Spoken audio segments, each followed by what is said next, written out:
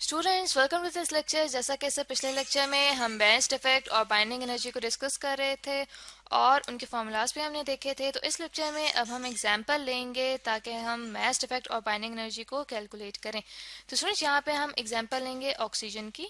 ठीक है, ऑक्सीजन को रिप्रेजेंट किया जाता है O के सिंबल से। ठीक है, और जो हमारे पास ऑक्सीजन है इसके अंदर नंबर ऑफ न्यूट्रॉन्स कितने होते हैं, वो होते हैं 8 और नंबर ऑफ प्रोटॉन्स होते हैं 8। ठीक है, और जो इसका एक्सपेरिमेंटल एटॉमिक मास होता है उसे यहाँ पे मैं रिप्रेजेंट कर रही हूँ M कैपिटल N से। ठीक है, और वो होता है 16.000 U। ठीक है, तो यहाँ पे जो U है ये रिप्रेजेंट कर रहा है यूनिफाइड एटॉमिक मास यूनिट्स को।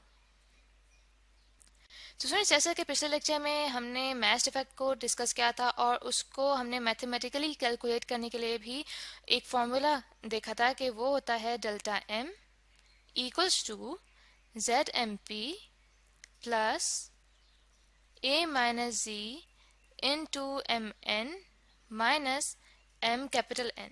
तो स्टूडेंट्स, हमने देखा था कि जो यहाँ पे Z है ये हमारे पास एटॉमिक नंबर है, यानी कि रिप्रेजेंट कर रहा है कि कितने नंबर ऑफ प्रोटॉन्स प्रेजेंट हैं न्यूक्लियस में। साथ ही जो MP है ये प्रोटॉन के मास को रिप्रेजेंट कर रहा है। A यहाँ पे मास नंबर है, दैट मीन्स कि जब हम A में से Z को माइनस करेंगे तो हमारे पास नंबर ऑफ न्यूट्रॉन्स आ जाएगा। और साथ ही हमारे पास यहाँ पे जो MN है ये शो कर रहा है न्यूट्रॉन के मास को, और जो M कैपिटल N है ये एक्सपेरिमेंटल एटॉमिक मास को रिप्रेजेंट कर रहा है। तो स्टूडेंट्स, यहाँ पे जब हम वैल्यूज पुट करते हैं तो हमारे पास Z की क्या वैल्यू है, वो हमारे पास है 8, और जो हमारे पास प्रोटॉन का मास होता है वो होता है 1.00727।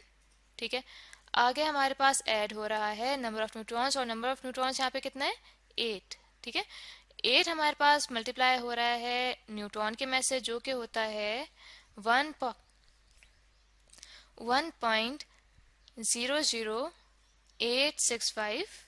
ठीक है, और आगे हमारे पास माइनस हो रहा है एक्सपेरिमेंटल एटॉमिक मास जो कि है 16.0000 U। ठीक है, ये भी जो हमारे पास मैसेज हैं न्यूट्रॉन के और प्रोटॉन के, इनके साथ भी U है, यानी कि ये हमारे पास एटॉमिक मास यूनिट्स में है।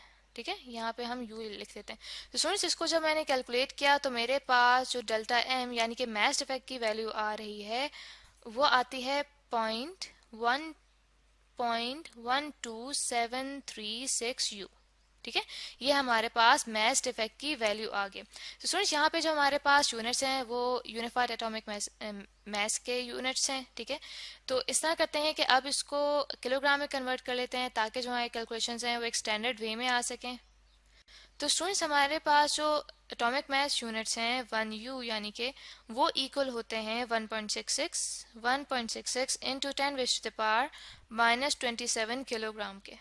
ठीक है, दैट मीन्स कि हमने कितने यू यूनिट्स को कन्वर्ट करना है, यानी कि एटॉमिक मास यूनिट्स को कन्वर्ट करना है 0.12736U को कन्वर्ट करना है किलोग्राम में, तो हमारे पास बन जाएगा 1.66 इंटू 10⁻⁻27 किलोग्राम डिवाइडेड बाय 1।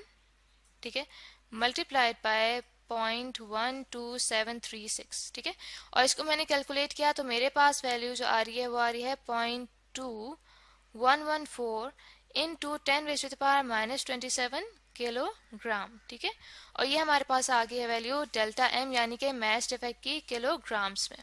तो स्टूडेंट्स, इसके बाद अब हम कैलकुलेट करेंगे बाइंडिंग एनर्जी। तो बाइंडिंग एनर्जी का जो हमारे पास रिलेशन है वो रिलेशन होता है binding energy equals to delta M into C square. ठीक है, जहाँ पे जो C है ये रिप्रेजेंट कर रहा है स्पीड ऑफ लाइट को और जो डेल्टा M है वो रिप्रेजेंट कर रहा है मास इफेक्ट को। तो यहाँ पे जब हम वैल्यूज पुट करते हैं तो हमारे पास ये बन रहा है 0.2114 इंटू 10⁻⁻27 किलोग्राम, मल्टीप्लाई होगा ये C के स्क्वायर से, तो हमारे पास आएगा 3 इंटू 10⁻8 मीटर पर सेकेंड। ठीक है, और इसका स्क्वायर होगा। तो स्टूडेंट्स, इसको कैलकुलेट करने के बाद मेरे पास जो वैल्यू आ रही है वो आ रही है 1.9026 इंटू 10⁻11 जाउल। ठीक है, तो स्टूडेंट्स, यहाँ पे जो हमारे पास यूनिट्स आ रहे हैं वो आ रहे हैं जाउल के, क्योंकि 1 जाउल इक्वल होता है किलोग्राम मीटर स्क्वायर पर सेकंड स्क्वायर, ठीक है। और यहाँ पे आप देख सकते हैं कि हमारे पास ऊपर यूनिट्स थे किलोग्राम मीटर स्क्वायर पर सेकंड स्क्वायर। तो स्टूडेंट्स यहाँ पे जाउल को अगर इलेक्ट्रॉन वोल्ट्स में हम कन्वर्ट करते हैं तो कितने जाउल कितने इलेक्ट्रॉन वोल्ट्स के इक्वल होते हैं? 1.6 इंटू 10⁻⁻19 जाउल इक्वल होते हैं 1 इलेक्ट्रॉन वोल्ट के। दैट मीन्स के 1 जाउल इक्वल हो जाते हैं 1 electron volt divided by 1.6 into 10⁻⁻19, ठीक है। तो हमने कितने जाउल्स को कन्वर्ट करना है? हमने कन्वर्ट करना है 1.9026 into 10⁻⁻11 joule equals to 1 electron volt divided by 1.6 into 10⁻⁻19 multiplied by 1.9026 into 10⁻�11। तो स्टूडेंट्स इसको जब मैंने कैलकुलेट किया है तो मेरे पास जो वैल्यू आ रही है वो आ रही है 1.189, ठीक है, 1.189 इंटू 10⁻8 इलेक्ट्रॉन वोल्ट्स, ठीक है। तो स्टूडेंट्स इसको अगर हमने मेगा में कन्वर्ट करना तो हमारे पास आ जाएगा 1.189 into 10⁻² multiplied by 10⁻6 electron volts, ठीक है। इस 10⁻² की वजह से जो डेसिमल पॉइंट है हमारे पास वो शिफ्ट हो जाएगा, तो हमारे पास यहाँ पे बन जाएगा 118.9 मेगा इलेक्ट्रॉन वोल्ट्स, ठीक है। ये जो 10⁻6 है इसकी जगह आ जाएगा मेगा, तो हमारे पास बन जाएगा binding energy 118.9 mega electron volts. तो स्टूडेंट्स ये हमारे पास बाइंडिंग एनर्जी आ गई, यानी कि अगर हमने ऑक्सीजन के न्यूक्लियस को ब्रेक डाउन करना हो इनटू प्रोटॉन्स एंड न्यूट्रॉन्स तो हमें इतनी एनर्जी रिक्वायर्ड है उसको ब्रेक करने के लिए।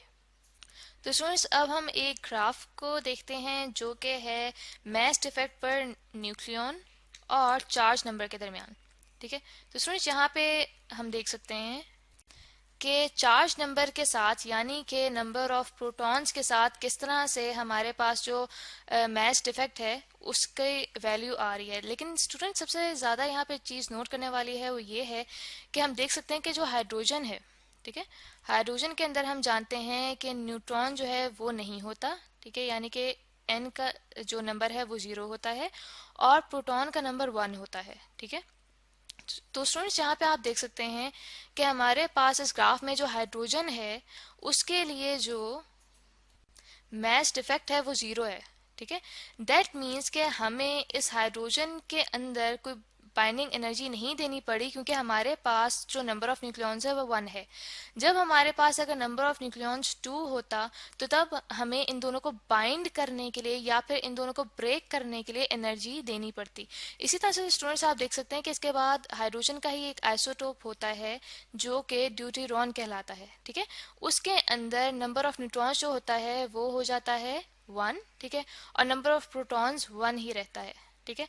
तो यहाँ पे आप देख सकते हैं कि जो हमारे पास ड्यूटेरॉन की यहाँ पे एग्जांपल गिवन है इस ग्राफ में उसके लिए जो मास डिफेक्ट है उसकी 0 से ज़्यादा वैल्यू आ रही है, ठीक है।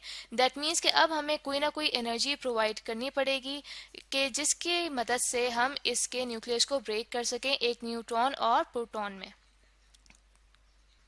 तो स्टूडेंट्स मास डिफेक्ट और बाइंडिंग एनर्जी को हम फर्दर नेक्स्ट लेक्चर में डिस्कस करेंगे। तो आई होप स्टूडेंट्स कि आपको यहाँ तक लेक्चर अच्छे से समझ आ गया होगा।